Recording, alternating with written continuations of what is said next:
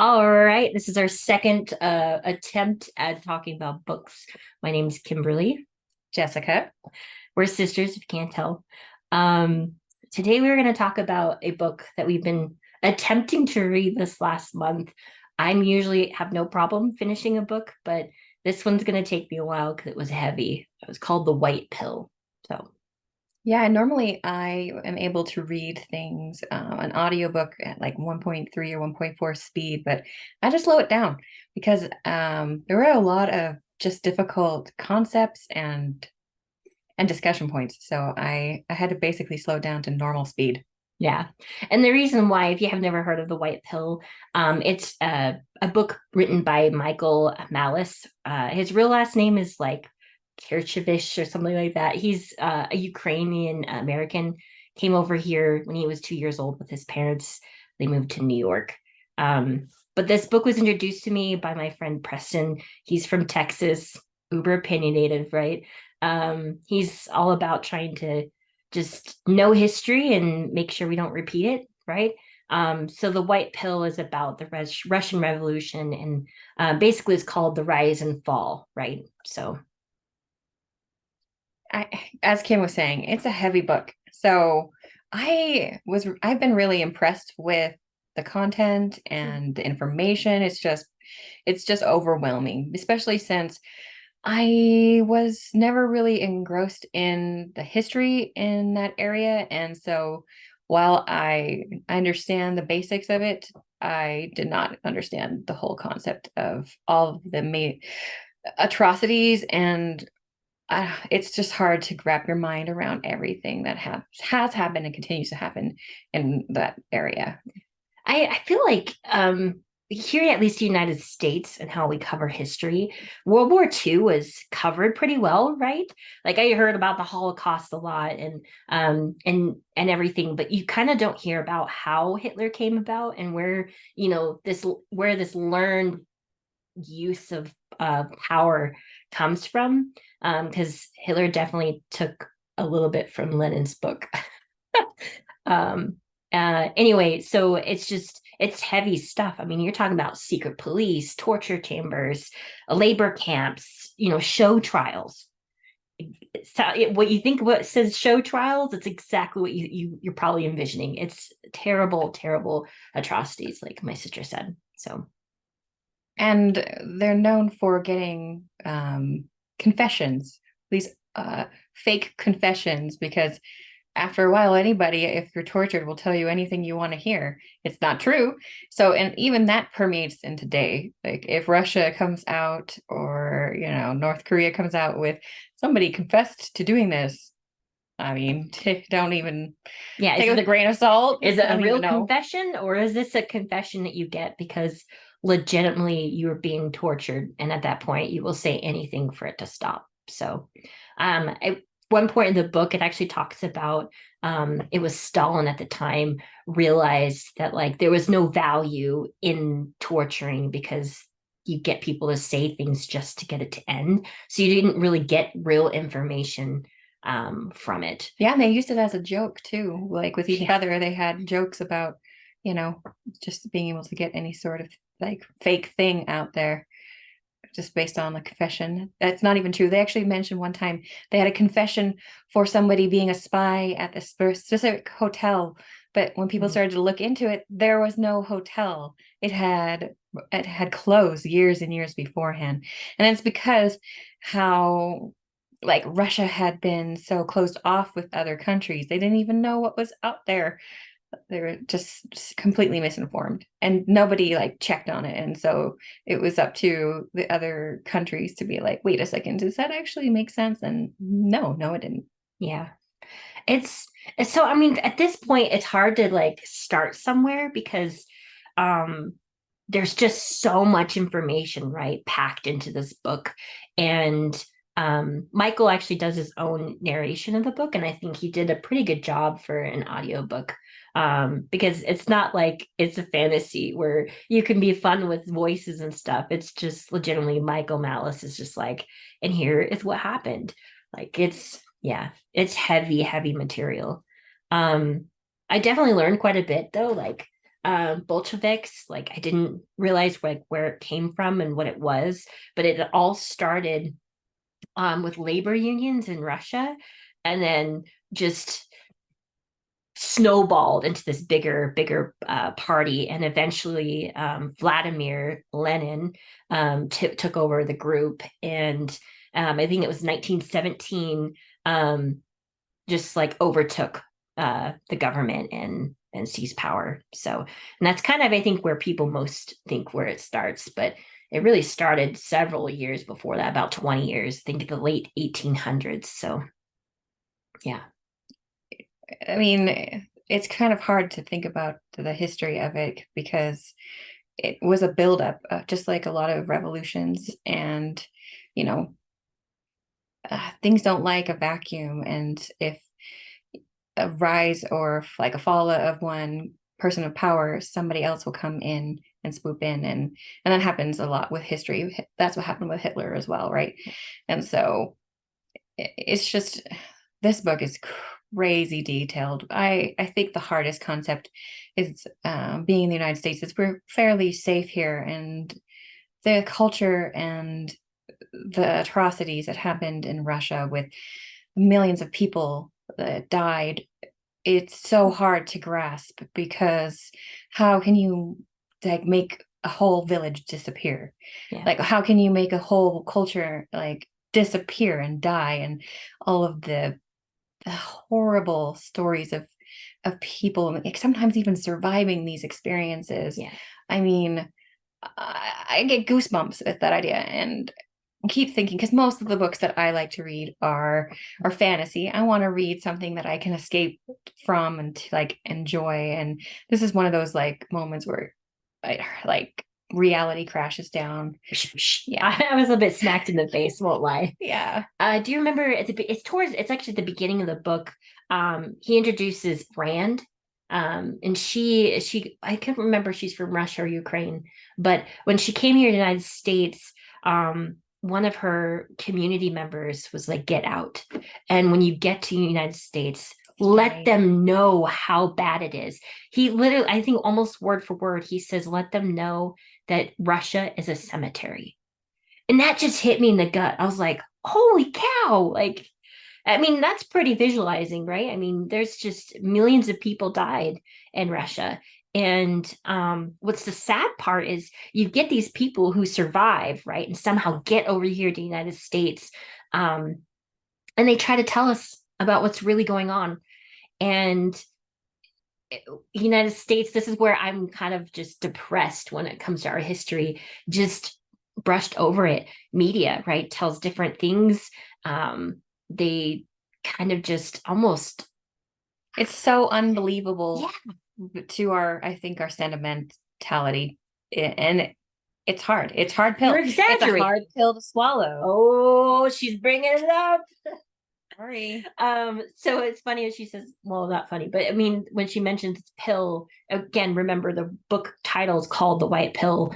And I didn't realize in political stance that there's pills you can technically take. Like much like Matrix, right? Where do you want to know the truth, or are you just going to take this pill and forget about it and live in your lovely, wonderful life, right?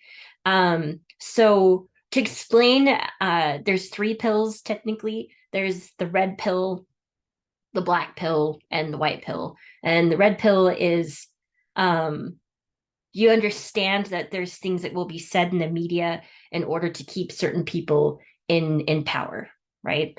And the black pill is you just doomed. We're doomed. Yeah, that's the black pill. And the white pill is this idea that the good guy will win eventually, or he will at least go down with a swing, fight. with a fight. Yeah. And so I guess that's one reason why this book is called The White Pill, because it is the rise and fall of the USSR. Soviet. Yeah. So I really hope. I have a hope that we're so still are the you a white white pill person? I'm not a black pill person. No. I'm probably more in between the red and the white pill person. I hope. I'm going to keep hoping, even though maybe part of me is more of that realistic reality that people in power like to stay in power, and you can see that with the interest groups in the United States. But I think that if the public were educated and aware, I feel like there's still good people out there that will do the right thing. Yeah. And I think that that is something that I really hold on to, is that there are still more quiet, good people in the world and in our nation. And we should really stick to that. Like, no matter what sort of story people tell us. Yeah. I mean, it's just so hard though. Like, who's controlling what media and what do you believe and how do you filter it? And I personally stopped doing the media thing. I very filter what I listen to. It's made me happy. yeah, but then is there a form of ignorance in that? And do you know what's really going on in the world? I typically try to go to the source of things if I wanted to hear a story. Yeah. If I can. Yeah, I mean, there's a plug for that. Ukraine a few weeks ago came out with another like I know it sounds weird saying propaganda, but it is a video. It's talking about like what's going on and the call for more support and help. So um that comes from Ukraine. I think that's a pretty safe video to watch to figure out what, their goal is. So it's hard to really grasp when you start reading or listening to this history and just realizing it's been going on for over 100 years, and um you see what's going on with Ukraine and Russia right now, and it's just it puts into perspective that yeah. This is a continual problem for Ukraine. Like, it's not just something that popped out of nowhere. I mean, the Ukraine was used by the USSR way before it was USSR. It's just, I mean, the bread wars and the workers that were totally harmed, and it was like 80 years ago. Yeah. So anyway, it's shocking in a way that, like, to get all the details. I mean, I kind of understood the history on like a surface level, but to hear the details is eye-opening. And I think everyone should probably listen to something similar to this, if not this book. Yeah. Well, it's hard to like remember too, like they were controlling the media. And I think sometimes people are like, oh, that doesn't happen. Oh no, it does. Like I've been to China before, and they have certain places they want tourists to go, and they have places that they don't want you to go. And that's the same type of thing was going on with Russia and Ukraine. If you were even allowed into the country, it was very controlled on what you would be able to see. And then obviously even the content of when people who live there, what they could actually write about and what would be allowed. Control. They're all about control and fear. And that's what they've made their public afraid of each other, afraid of within their own family. I mean, yeah. You yeah, gotta read, you have to read this. What was that called? The tattletale system that they had?